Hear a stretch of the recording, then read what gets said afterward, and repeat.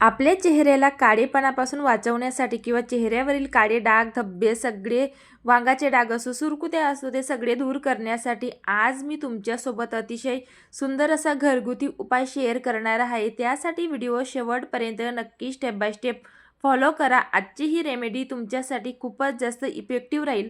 त्यासाठी चला आता व्हिडिओला सुरुवात करूयात। तर या ठिकाणी आजच्या रेमेडीसाठी आपल्याला सुरुवातीला लागणार आहे बटाटा। तर बटाटा आधी आपल्याला स्वच्छ वॉश करून घ्यायचा आहे आणि त्यानंतर बटाट्याची आपल्याला पूर्णपणे साल काढून घ्यायची आहे। आणि आता या बटाट्यामध्ये जेवढे देखील स्टार्च असतं ते आपल्या स्किनसाठी किती हेल्पफुल असतं ते खूपच कमी लोकांना माहिती असेल, कारण बटाट्यामध्ये जे स्टार्च असतं किंवा बटाट्याचा जो ज्यूस असतो तो आपल्या स्किनला नॅचरल ब्लिचिंग करायचं काम करत असतो। त्याचबरोबर काळे डाग, धब्बे असो किंवा सुरकुत्या असो, वाढत्या वयानुसार जेही आपल्या चेहऱ्यावर प्रॉब्लेम असतात ते सगळे मिनिमाइज करायचं किंवा दूर करायचं काम हे बटाटा करत असतो। त्यासाठी सुरुवातीला पहिलं इन्ग्रेडियंट आपल्याला घ्यायचं आहे ते म्हणजे बटाटा।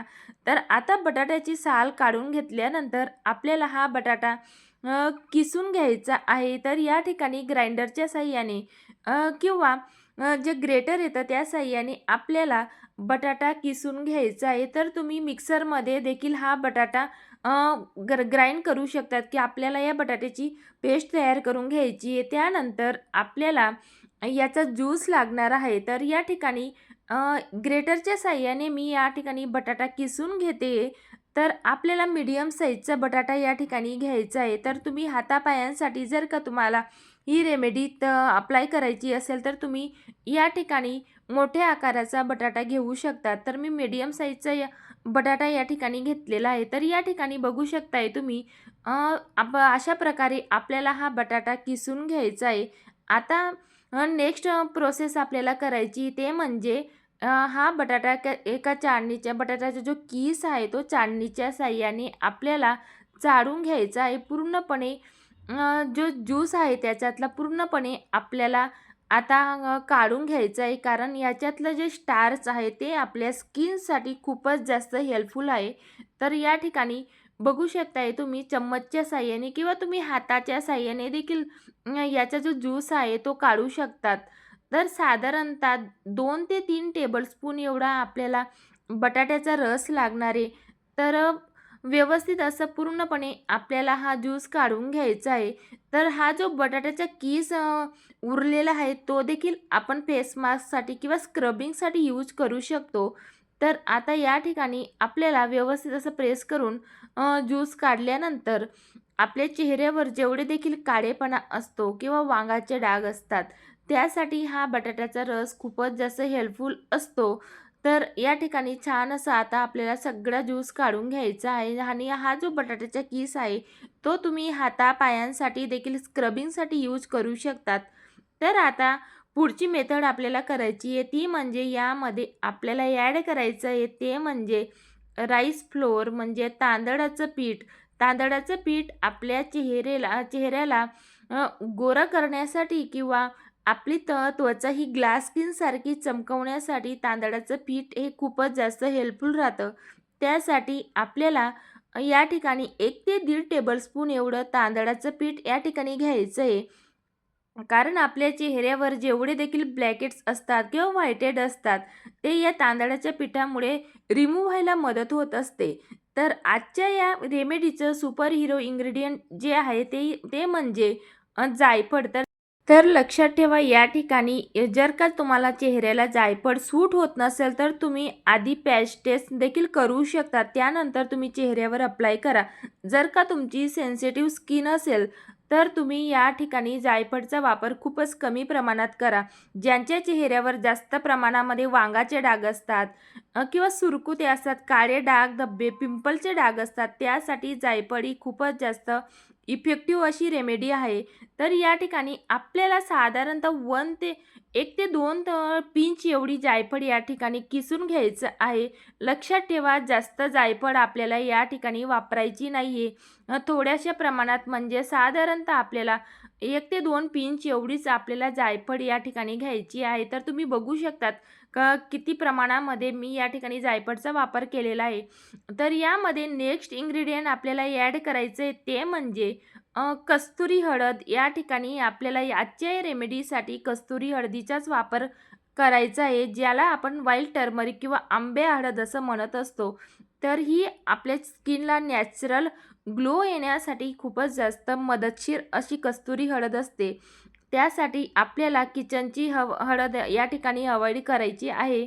तर यामध्ये नेक्स्ट इन्ग्रीडियंट आपल्याला घालायचं आहे ते म्हणजे ॲलोवेरा जेल. तर ॲलोवेरा जेल आपल्या चेहऱ्याला नॅचरल हायड्रेशन देण्यासाठी किंवा नॅचरल नॅरिशमेंटसाठी खूपच जास्त हेल्पफुल असतं किंवा डीपली नॅरिशमेंट आपल्या चेहऱ्याला मिळत असते आणि आजपर्यंत आपला चेहरा हा तुकतुकीत राहतो किंवा आपल्या चेहऱ्याची त्वचा ही खूपच जास्त हायड्रेट राहते.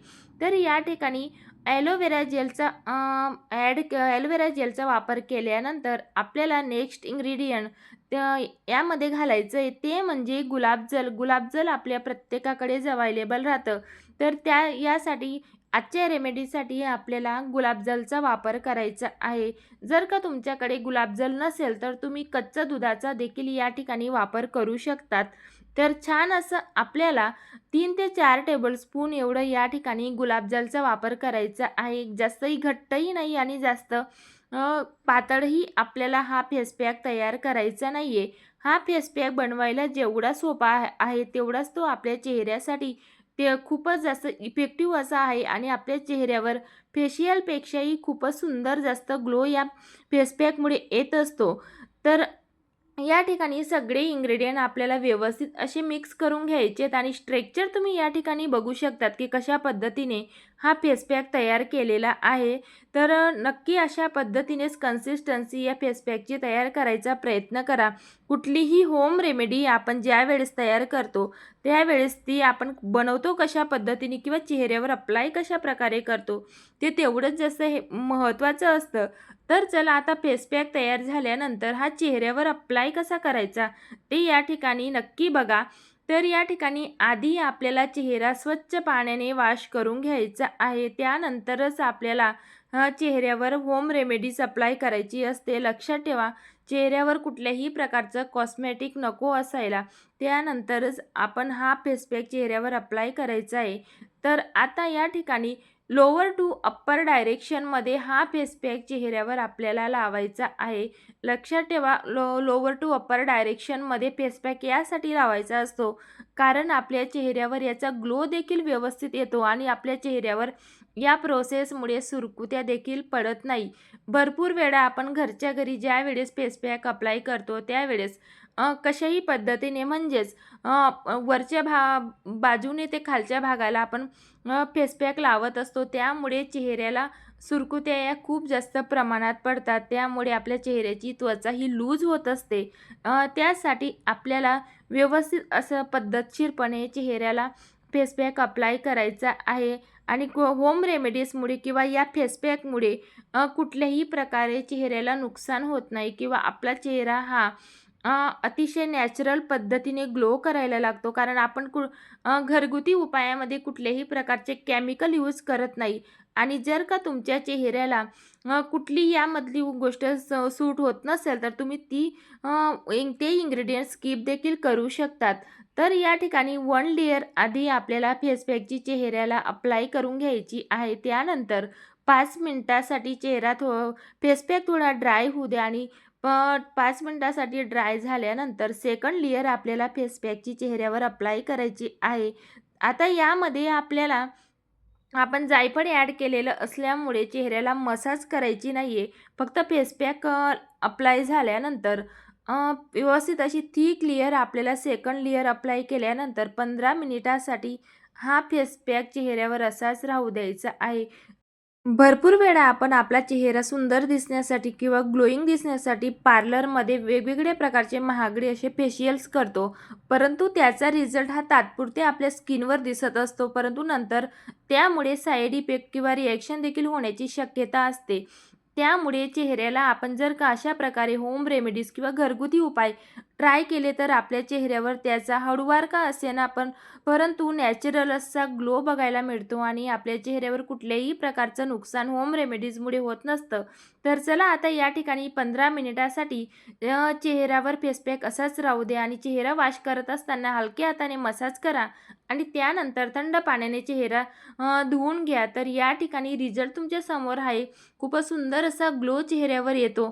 त्याचबरोबर आपल्या चेहऱ्याची त्वचा ही खूपच जास्त सॉफ्ट होते कारण आपण यामध्ये ॲलोवेरा जेलचा देखील वापर केलेला आहे. त्यामुळे खूपच सुंदर अशी तुकतुकीत आपली त्वचा होत असते. तर आता या ठिकाणी फेसपॅक चेहऱ्यावर अप्लाय झाल्यानंतर स्किन केअर करायचं कधीच विसरायचं नाही. चेहऱ्याला मॉइश्चरायझर लावणं हे कंपल्सरी असतं. कारण आपण कुठलीही होम रेमेडी चेहऱ्यावर अप्लाय करतो किंवा फेसपॅक अप्लाय करतो, त्यामुळे आपल्या चेहऱ्यावरचे पोर्स हे ओपन झालेले असतात. त्यासाठी चेहऱ्याला मॉइश्चरायझर किंवा टोनर लावणं हे तेवढंच जास्त महत्त्वाचं असतं. कारण यामुळे आपल्या चेहऱ्याच्या आतपर्यंत मॉइश्चरायझर हे जात असतं आणि त्यामुळे आपली चेहऱ्याची त्वचा ही आतून जास्त हायड्रेट राहते किंवा ग्लोईंग व्हायला मदत होत असते. आणि या ठिकाणी तुम्ही बघू शकताय की चेहऱ्यावरची सगळी डेड स्किन रिमूव्ह झालेली आहे. त्याचबरोबर डर्ट, ऑइली इम्प्युरिटीज सगळी या प्रोसेसमुळे रिमूव्ह होत असते. आठवड्यातनं नक्की तुम्ही हा फेस पॅक एकदा चेहऱ्यावर अप्लाय करा. तुमच्या चेहऱ्यावरचे सगळे प्रॉब्लेम दूर होतील. चेहऱ्यावर ग्लो तर तुम्हाला या ठिकाणी दिसतच असेल.